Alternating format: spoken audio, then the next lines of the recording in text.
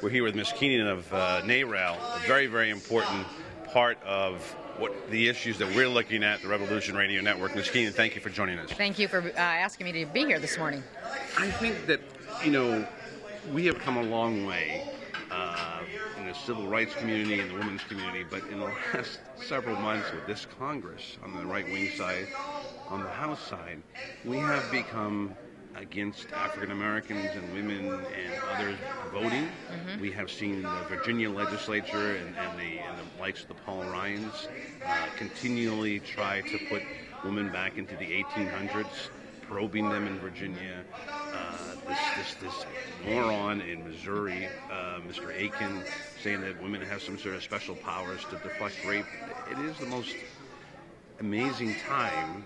And I'm just wondering, as somebody who's fought for women's rights and fought for the right to choose, what you make of this turning the clock. Well, look, elections matter. And I think that's the stark difference here, is that when we saw in 2010 that the GOP took over state legislature, governor's seats, and the United States Congress, we saw this war on women. And the fact is that everybody has got to get out to vote. If we really care about our freedom and our privacy, then we've got to kick those guys out of office and put people that share our values in office. And so, bottom line, and 2012 is going to be a monumental year. We have got to elect pro-choice officials, and we've got to make sure our voices are heard at the ballot box. It's the way of getting this done. Give me an idea of how you feel young women. The polls are very much for Obama, very much anti-Republican. But what are you seeing sort of, beyond the sort of base support of NARAL and Planned Parenthood and some of those organizations? That's the silver lining in all of this.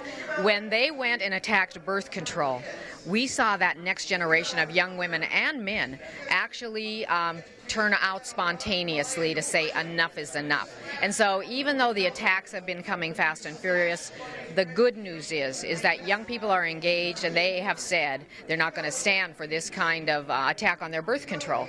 So is a silver lining, but again, it's all going to come down to November 6th. We are embarking on a Rebuild America tour. One of the areas that we're trying to rebuild it is to maintain, in a lot of ways, what women and minorities and others have built up. How important is Florida? How important is Ohio to some of these issues? Because they both are dominated by right-wing governors and right-wing legislatures. Right. It's critical. And look, we have to have those offices literally from the courthouse to the White House. And in a place like Florida that has played such an important role in election, and especially presidential elections, it is important that Democrats are elected and can, again, make the policies that are for the people and not the attacks on people. And so, I grew up, and my father always said, it is about expanding freedom, not restricting freedom. And these guys are about restricting freedoms. And we've got to make sure that we kick them out come November 6th. One of the things that's also has opened the doors is that there are a lot more women now running for Congress. We're based in Boston, and of course Elizabeth Warren gave a big speech last night. Is really a major focus. We obviously have seen Tammy Duckworth and others that are out there. The idea of having more women who understand this personally running for office, how does that play into your strategy? Very important. Women are half of the population in this country, 51%.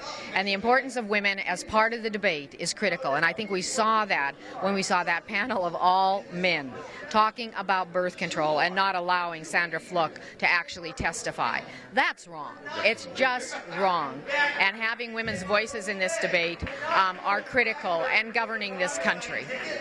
Final question. Where do you see the pro-choice community, over the next couple of years? Where are some of the goals that you're looking at? Well, obviously, again, we're looking at November 6th right now. So between now and then, there are a lot of women that voted for President Obama in 2008. They're kind of sitting on their hands a little bit here, coming into 12. And it's our job at NARAL Pro-Choice America to make sure those women come out and vote again for Barack Obama. Because the contrast between Mitt Romney as president and Barack Obama as president is so dramatic when it comes to women's reproductive rights that we got to make sure that women understand what's at stake here. Thank you so very much. Thank you.